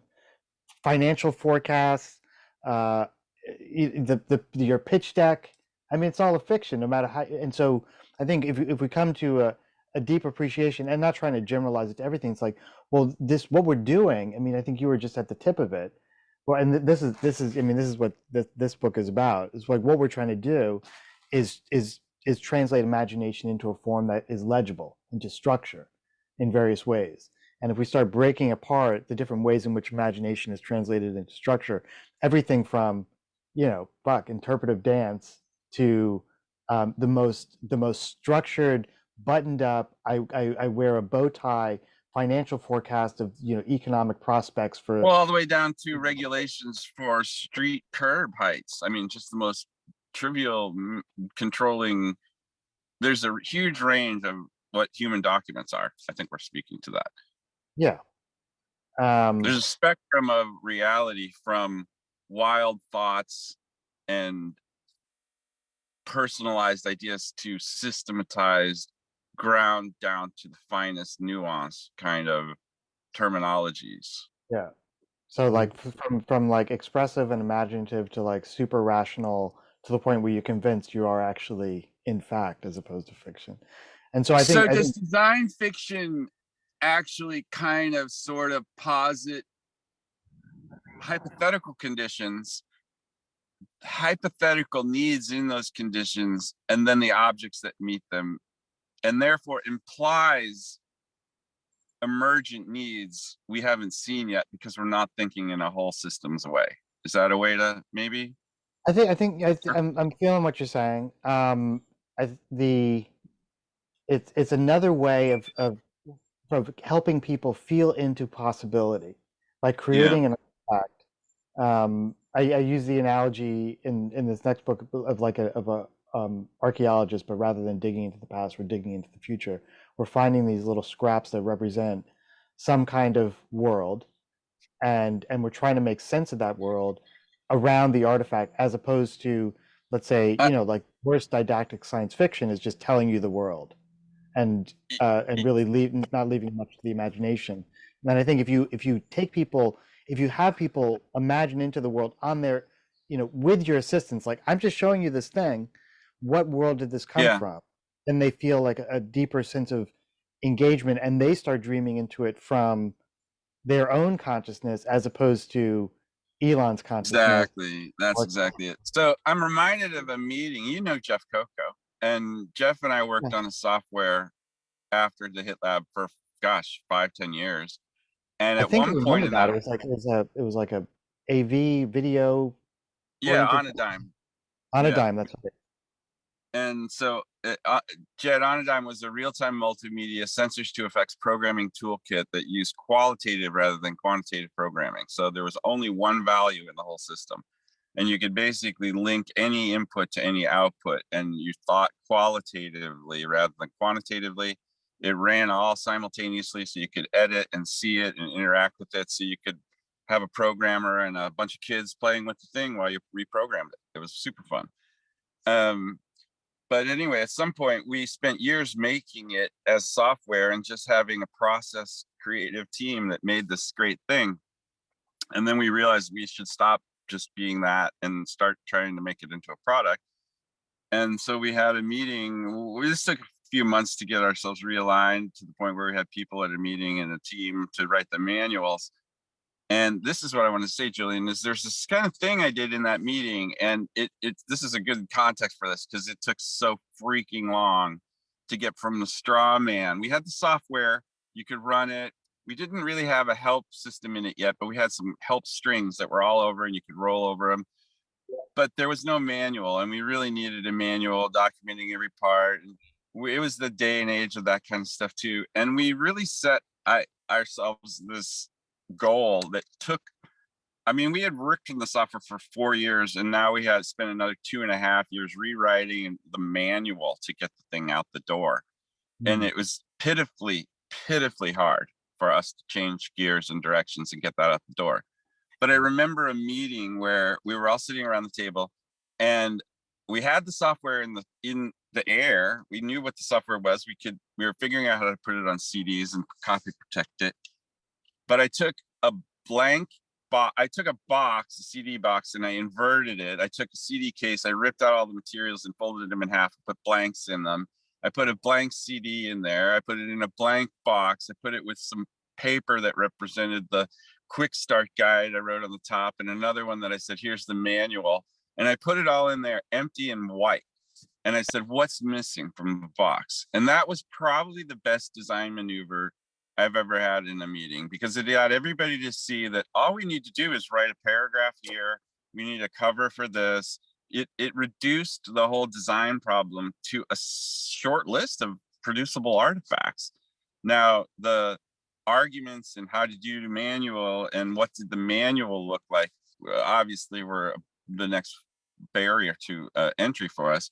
But the straw man, I think of it as the straw man attack on people's imaginations, because it's a strat where they see, like, as a designer, you're often just need a simple set of assets. That's what's so powerful about this group, is we think of what's needed and we just generate the assets, right?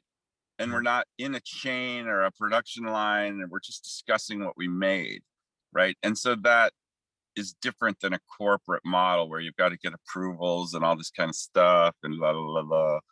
It's not as immediacy as a thing I think that is in design fiction. Yeah. So I got to run to another call, but just to Yeah. tag on that is Yeah, please. I'm talking to Nick DePalma, because we're trying to produce another show. The last Good for week you. from the future show, which I love. I just love because of the title. So I was at this workshop up at Google yesterday, and they were sort of working and trying to figure out the future of a particular space, and I was like, I kept thinking, it's like, what would you know, in the little group that I was you know helping facilitate, I was like, what is the thing from this future that we would that represents this idea and the things that we're talking about in a way that's way richer than us filling out this, you know, they had a template for PowerPoint to kind of, you know, Yeah, exactly. It just like, it fails well, to hit the yeah, and creative goals. some of the other groups, like, you know, kind of got into that, and it was all good. It wasn't a, you know, these are the least interesting people in the world. Quite the opposite. And you know, people started coming up with stuff with like remote controls and you know, programming grids. So you start seeing and you feel into the future, and just because you know the nature of it was just a real very quick, you know, so it was a, you know, 1 day workshop, which meant that the actual work time was like quite constrained. But if it had gone on and on and on, it's like, let's actually make some of these things, like as you know, in a kind of tangible way. Of course, you know, Google being Google, it's like they want to program it. It's like, I mean, you could do that if you want, but let's just make the contours of it, the shape of it. Let's make the How package. far are we as a group from making an AI that we can say, let's make one of those things and say, I want a little handheld button that's round with a thing and it should click and 3D print that for me. And there, I've got one to respond to. Is there any like dialogue in the group for that level of rapid prototyping? Even if it's an AR thing, at least you can think I have one. You know what I mean? Like how like I used to think as a, you know, as a wizard, I want to be able to at least put these things into video and interact with them. And the more we can fake it till you make it, though we can almost project that sense of being from the future. Yeah. And to me, that I've always been from the future. I'm like 50 years from the future. And finally, now that I'm over 50 and was in a coma for 5 years, I feel like I'm genuinely living in the future and was waiting for it to show up. Now, of course, there's other bits of noise around, but I'm still living 50 years out in front of the future I was born into. I'm just now finally in the one I was waiting for. Yeah, You know what I mean? yeah, totally. Hey, let me bounce. You gotta go, yeah. Couple of Nick's. Peace on earth. Good talking to you guys. Jed, we'll talk. I don't know. I'm around this weekend just working on stuff. Okay, yeah, let's chat over the weekend, and if you want to sit down together, let's plan a day. Yeah, let's do that. And I'm out Julian, of I town this week. You what? I want you to loop me into the guy who's doing the hardware build. I got one little interaction with him, or two or three now actually, and I remain curious about it's about, because The I've got a watch? Raspberry. Well, there's somebody who's doing some circuit boards and stuff. I posted some circuit board kind of links, and he's like, "Oh yeah, we're using that." I'm like, "Okay, who? What we're doing?" So That's probably Filippo, who's show running the watch project. We're doing a rebuild of the F91W, the Casio nerd oh watch. yeah, that's a great watch. Have you seen Watchy? Mm-mm. Search Watchy. It's an e-paper watch that's really pretty nice little platform, open source. Nice display, already shipping. All right, yeah. If you can dig it out. Yeah, look for it. It's called Watchy. The channel is F91W. But yeah, happy. Okay, I'll look for that. Yeah, all right. Later we'll talk to you. Bye. Okay. See you guys. Love y'all. All right.